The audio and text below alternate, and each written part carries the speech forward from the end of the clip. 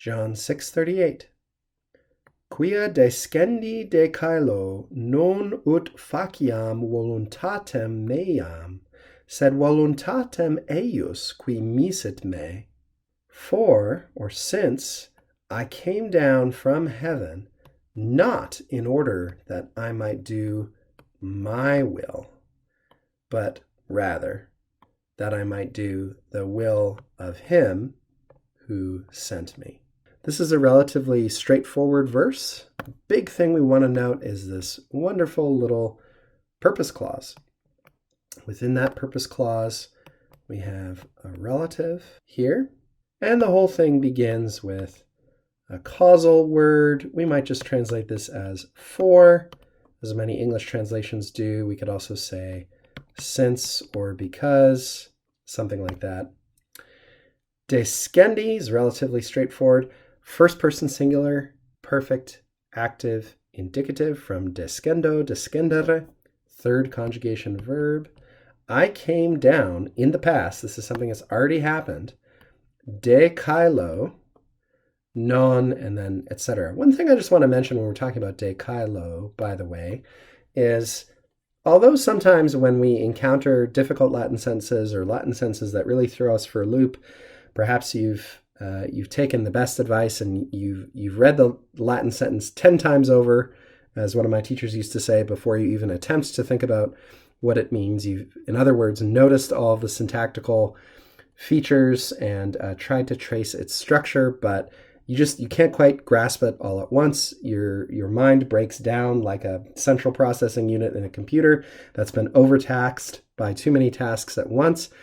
What do you do? Well, sometimes we have to solve a sentence as though it were a puzzle.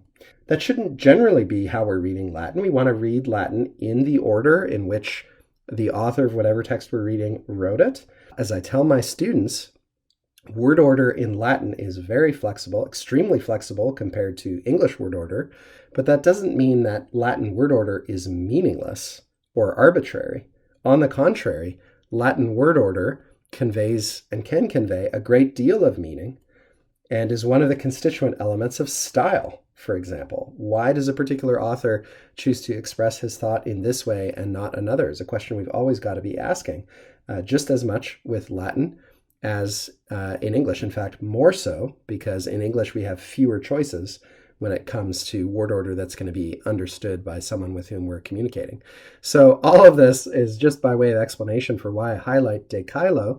De caelo is not very important in and of itself, but it's an example of a nice chunk or phrase that you can immediately recognize as a unit, right? And this is one of the ways that, especially when you come across a sentence that's really complicated or is really throwing you for a loop, try to notice the chunks or phrases, things which go together first. And there's more than one way to think of those chunks. Sometimes it's a preposition and a noun, just like here. Sometimes you might notice the structure of a whole clause, as here. Sometimes you're going to notice a noun and adjective pair, like voluntatem meam, for instance. There's lots of different sort of ways of chunking what you're reading. But the point is, try to train yourself to sort those things together, because then you're not dealing with trying to coordinate in your mind 50 different elements in a sentence. That is every individual word, let's say, in a sentence this long. Well, this one probably isn't exactly 50 words. It's fewer words, but you get what I'm saying. Instead, all you have to do is try and coordinate 6 different chunks, let's say, or something like that, because you've already noticed some of those connections. So that immediately kind of reduces the level of multitasking that your brain is trying to manage as you're reading a Latin sentence. So this is just an occasion where I'm pointing that out. Try and chunk things together, and you'll see in other sentences it's even more obviously helpful than in this one.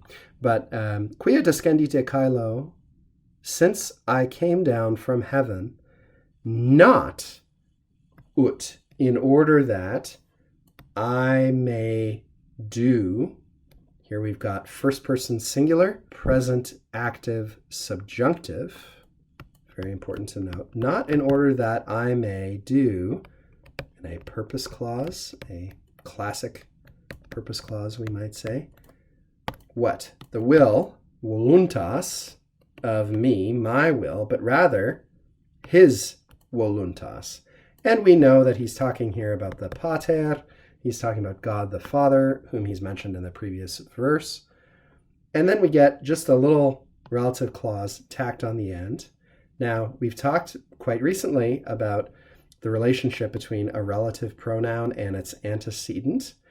In this case, its antecedent is a third person singular genitive pronoun, eius, and qui matches in gender and in number, that is, it's masculine and it's singular, but not in case, right? So eius is genitive singular. Qui, though, is nominative singular because qui is doing something different functionally in its little clause than what eius is doing in its little clause. So that's just, again, how we should think about the morphology of relative pronouns. Qui misit me, who sent me in the past. Third person singular, perfect, active, indicative.